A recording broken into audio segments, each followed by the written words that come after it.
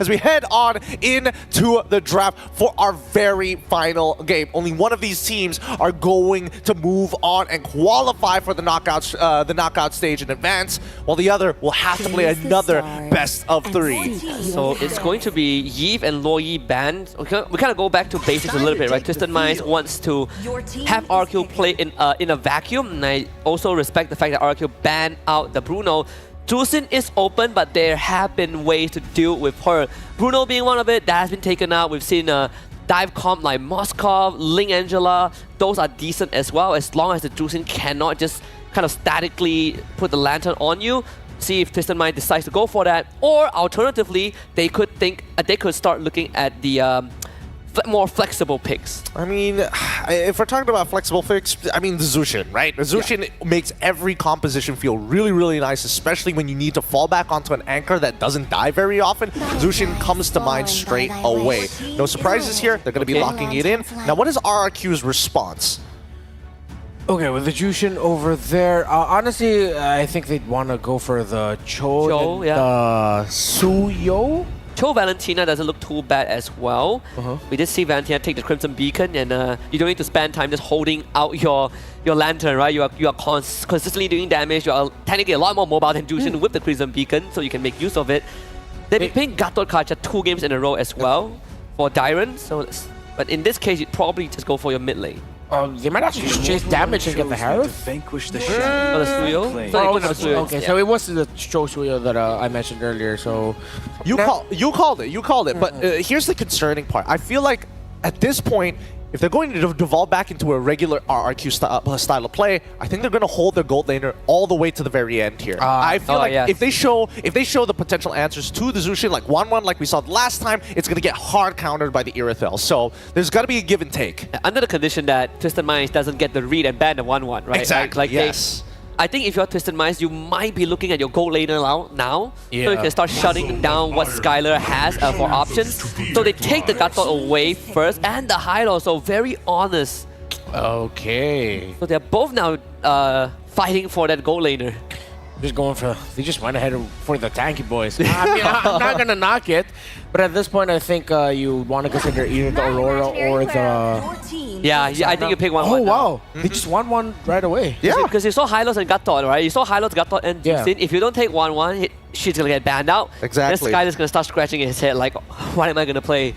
Now you just need to get rid of the bad 1-1 matchups, and then you're kind of set for the rest of the matchups. Unless it kind of depends where Twisted Minds wants to go, right? Because at this point, if we're thinking about bad matchups from the gold lane, all right, that's not what Twisted Minds is concerned about. They're more concerned about, hey, we've already shown our flex pick at this point. There's got to be a jungle pick that needs to open up and find these opportunities, and it may not necessarily be an assassin. I'm hoping that Alpha might be taken into consideration here. That might be something that RRQ might bans out. No, if they're going for Nolan, I'm expecting the Alpha to follow suit, right? I really appreciate this Nolan ban here by RRQ, because when you mentioned the Alpha, I agree with you, but then I realized, there's still a 1-1 on the other side. That's a little bit happier for the 1-1 now, because you have the Alpha, the Gatot, and the Hylos now to potentially mark down and hit with the crossbow of Tang. So they took away what they needed, which was the best burst physical marksman that's, assassin that's hard to catch by taking out the Nolan. Yeah, and it also eliminates the potential of something like a Fredrin, right? If Twisted Minds ever considers that, because you don't want another beach, you don't want another like crossbow Tang setup for the 1-1. It's a free setup, but at the same time, this composition may be thick, but it needs something that scales, right? That's where where all of our heads are at currently. Yeah, so Granger is also one because it outranges 1-1. Oh, that's a good point. And again, right, you not only eliminate him from the gold lane, but also the jungle, unless we see something like a... I feel like we probably just devolve back to Hayabusa, or if we go down even further, maybe the Julian for Twisted Minds, but I've not seen Hoda play that. The Joy, maybe?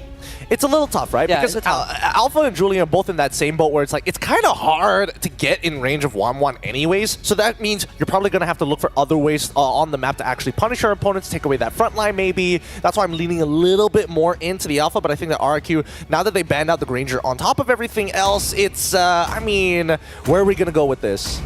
Twisted Minds might consider wanting to ban the Phobius here. If there's any day for Phobius ban. So they banned the Valentina. I can respect that, right? Like you have good ultimates for Valentina to steal.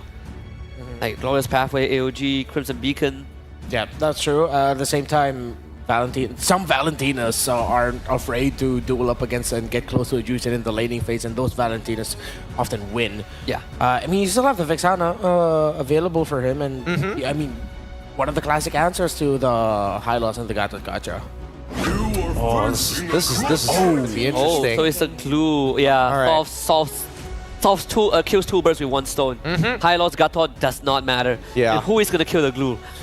It might not really not have enough damage, because even if you draft something like a Harith here, then the presence of the glue is difficult. So it's a Moscow Joy again. Oh, Though this time they do have tools that enables the Joy a lot more, right? It's not in the previous game where you're getting stopped by a Ruby.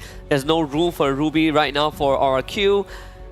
That mid lane though, the Vex now feels better. Yeah. Vex is great now. I think you kind of don't have a choice at this point, right? Yeah. Your Aurora was probably going to be like the best way to handle it. Even the Valentinas, they all deal with these, melee heroes very, very well at mid-range. Now it's going to be like high execution. If you miss your fear, you're basically as good as dead. Yeah. I wonder if Twisted Minds also picked up the Joy, thinking that maybe RRQ are thinking of just picking something weird like a Faramis because of the aggressive team fight that you could chase after that.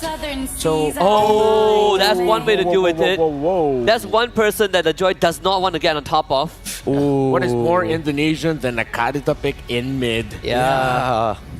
Interesting. This is going to be an interesting matchup here. Some decent bursts, and also, I mean, we might see Cadito go up in win rate this time round. We're going to throw it over to our casters to handle this very final game.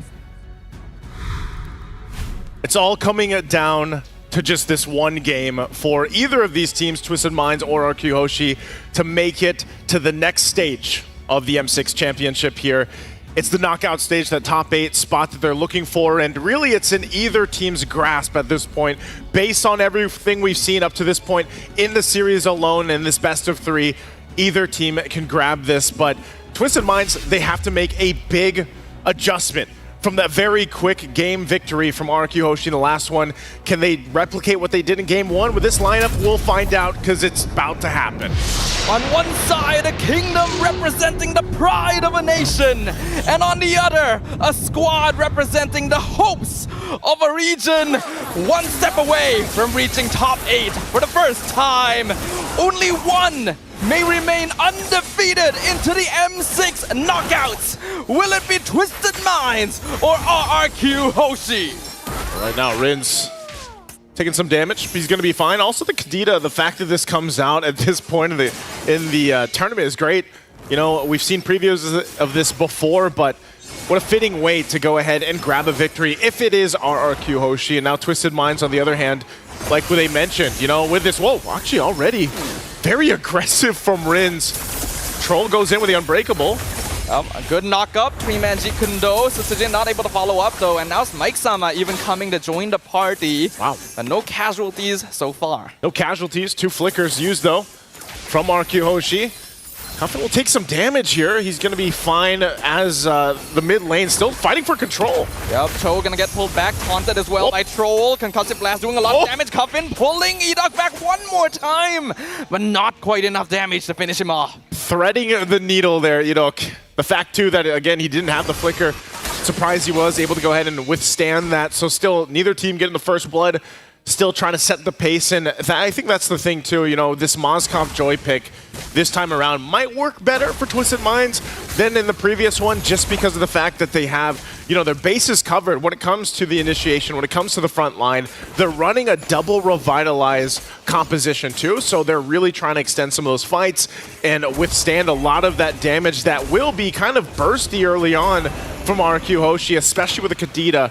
And then you have the 2 Purifies, so they have a lot of sustainability and utility that they can work with this time for game number 3 on RRQ Hoshi. Playing into it, Skylar and, wow, Sano going 1v1. Yeah, Purify used by Sano, but Skylar showing superior skill. First blood claimed on the Moskov. And now on the Turtle Pit, Sutsujin on top We're gonna see the blue jump in with the split set up for the rough wave. Troll surviving all of it with the revitalize and still going in with the passive, still surviving. Slicejin gets the turtle, Rin's gonna be traded away. Troll still alive after everything, and Dyron gonna get pulled back by the Zuzin one more time. That's gonna be 2 kills for Twisted Minds in the turtle pit. Edok jumps in, gets the knockup. Slicejin lands on Troll as well, finally picking up the kill his teammates could not get. They weren't going to let Twisted Minds get all that, and then, of course, not get a kill on top of the turtle that RRQ Hoshi gets. But yeah, you saw it, you know, how surprising it is when you have 2 revitalizers to be able to go ahead and withstand a lot of that damage and extend those fights, but also in the gold lane. The fact that Skylar gets that 1v1, gets an item a little bit of ahead here, picking up that Corrosive Scythe already, so still also a level ahead against Sano. He's going to have to rely. Sano needs the help of the team to allow himself to get back into this, at least the matchup for a little bit, because right now with Skylar having this advantage against the Moskov and having the notion of, okay, I have momentum in my favor, it's going to be really difficult for Sano to try to go ahead and go face-to-face against a Wanwan. And that's not even considering the fact that later on, you know, Skylar, we've seen this earlier in the tournament when he loves to pick this Wanwan and gets the airtime he needs, has items, and just turns fights around. And I guess that's, again, why you have this double revitalized composition. You want to be able to withstand it, and then the winter crowns will come into play later. But still, as Twisted Minds tries to keep things from, you know, getting too out of control, they're working against just a 1,000 gold deficit at this point. Yeah, I think what RRQ Hoshi is going to be identifying right now is that Skylar has already gotten a much bigger lead in the gold lane than you would have previously expected. They're going to try and extend that pressure over the rest of the map as well. This is already a composition that's very well designed for the one. Skylar. And, hold on, Sano being focused again. Skylar actually able to get the crossbow attack, but not quite enough as the AOG comes in. Taunt on Skylar. He cannot connect the crossbow attack. Sano keeping his distance. The rest of RRQ too late to save their gold laner. They'll transition over to the turtle pit instead, but Twisted Minds already in control of it. And they should be able to zone them out and take it. See what happens. Slicejin's just around the corner. They're going to fight for it, though. Split already used. Turtle for the taking. Slicejin jumps in, steals it away from Twisted Minds as Toda is kicked away by Edok. Now the split jumps onto Mike Sama. Will they be able to get the full in? Blade Surge from Slicejin lands. Troll and Mike Sama, though, so they're going. Tricky. Edok with the final knock-up, and that's going to set up for the evil quelling as Skylar also picks off Coffin in the mid lane. Man, earlier on, I was going to say, you know, it was unfortunate Skylar couldn't get the crossbow of Tang off that he was looking for. Very aggressive on it, gets punished, but then later on, after all that fight breaks out for the turtle, he comes in, gets a kill this time, so he's back on track. And Twisted Minds, when they go into these fights around the objectives, you know, it looks like it should be in their favor. They have the proper tools to make it work. But RRQ Hoshi's been pretty good at getting those battle spells out if they need to get the revitalizers or the glorious pathway for one, and even the AOG earlier on because of that gold lane initiation. So that tier 1 turret's gonna go down, but top side, Rin's gonna get caught out with a taunt. Rough Wave is used defensively just to escape from Twisted Minds. But Electrifying Beats was also committed by Hoda. Now we can see Dyron gonna get pulled back, but I don't think either team is looking for a fight right now. This is what RRQ Hoshi and teams like them love to do here, Safa. You know, little by little, they'll go ahead and focus down the objectives, whether that's the turtles, whether that's those early turrets down, and even the way they manage the farm, you know, in the jungle and then in the lane. They start to build up on these leads, but before you know it, it's out of control. And with this point, you're at 3K ahead against Twisted Minds, who has a lineup that obviously needs a little bit more time to build up here. It kind of gets difficult in a situation where Twisted Minds has to be able to go and maybe be a little more reactive to what RRQ Hoshi does, because most of the time it's either going to be Edok that starts those fights or starts those skirmishes up. And with this, the last turtle of the game is going to come up. Troll picks up that Radiant Armor. He's going to need it for the amount of magic damage thrown at him. Mid lane, though, Cuffin also being checked here, and this RRQ Hoshi, they'll get in position. I'm not sure if there's much of a contest here. from Twisted Minds, but they might still try, and as Hoda makes his way, but he might be too late.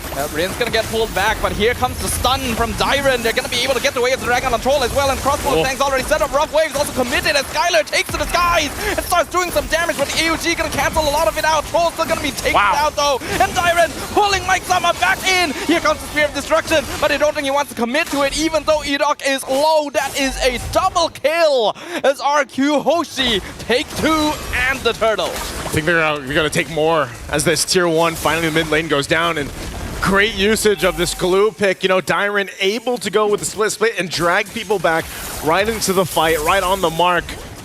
Exactly what they needed with the lineup that they have. Twisted Minds really struggling still in the team fight. I mean, looking at the items too, they don't really have that much firepower. You know, you got a Genius Wand here for Hoda, and you're hoping to help, you know, make it work with Cuffin on this Jushin pick. But even so, Sano, 2 items locked in. You see the gold difference between the gold laners. You know, 1,500 up for Skylar right now. He hurts. You know, he's got the Trinity, he's got the Corrosive Sight, DHS, and Malefic Roar. That's enough to go ahead and do damage to even the front line and the sustainability that Twisted Minds brought to this game.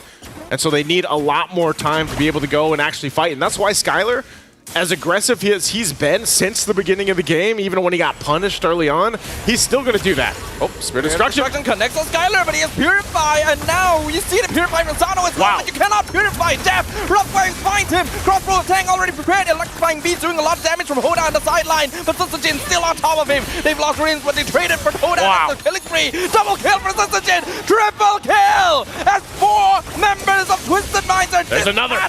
They're looking for one more. Split the land. Maniac for Susujin as RRQ Hoshi run over their opponents. Yeah, that's not what you want to happen if you're Twisted Minds. A Maniac for Susujin and Skylar as well. And I'm going to commend again Dyron, able to just go and pop off on this glue, even under the turret, drag people back for those secured kills for the team. Just perfect synergy from RRQ Hoshi right now. This game number 3. That'll all get them this Lord as well. First one of the game. Twisted Minds in a position where, you know, they don't even really want to go and fight right now, because even if they do, even if, let's say, they get the perfect setup with an Avatar of the Guardian or, you know, just cutting off the Glorious Pathway, they're outgunned and outfarmed right now. This is going to be very difficult to even defend the base turrets on this first Lord push, as they do try to hold on to this tier 2. Well, Susujin early on. Hold on, pressure already put. Yep, Dyron trying to jump in, gets CC'd by Coffin, but the Glorious Pathway utilized defensively already as the bottom tier 2 is just gone like that. Skylar picks up the Crossbow Tank, gonna commit to it. Revitalize, not gonna keep Mike Sama alive. Mega kill for Skylar as RRQ sets up for the continued Lord push. RRQ Hoshi wants to do what they did in game 2. They're on track to do it, as all these shields are going to be popped, and now the top turret goes down even before the Lord makes it. A 10,500 gold lead at this point, 10.5 minutes in. They might look to close it out already. Twisted Minds has to come up with a defense of a lifetime to stay in it and to turn things out. They'll clear out the Lord, but the bottom turret's going to be worked on. And finally, they do clear out the Lord, but base turrets will all be down and exposed, and Mike Sama jumps on in, trying to cut them off. Comes out, Electrifying Beats on top of Dyron, but he's surviving all of it, even flickers out with the split, the glue, everything. And now RRQ, it's go time, godlike streak for Susujin. Troll is gone. Twisted Minds with the 4v5 defense, they're trying to hold off the minion waves. Able to do a good job clearing them out the flicker. Jikundo with the dragon into the unstoppable streak. Legendary for Susujin. Skylar picking up one of his own. Only 1 minion left. Twisted Minds will finally take it out. Sano taking the Spear of Destruction, but not enough damage yet to punish RRQ. They are still 5-man strong. Dyron jumps in. Edok jumps in. Sano trying his best, but he cannot stop them. They have attended every M-Series playoffs to date, and they will continue doing so as RRQ Hoshi make it to the next stage. What a performance coming out here at RRQ Hoshi. Game 2 and Game 3. Game 3 even faster than Game 2 at 11 and 08. Feeling really good about locking that in. And again, for Twisted Minds, they should also keep their heads up high, because, again, across from them was a team established like this, RRQ Hoshi, a dynasty in themselves. And they held their own, especially in game one, able to turn things around. A lot that they can learn here, but very quick victories that they faced in game two and game three. But again, congratulations to RRQ Hoshida for moving forward. Let's throw it over to the panel to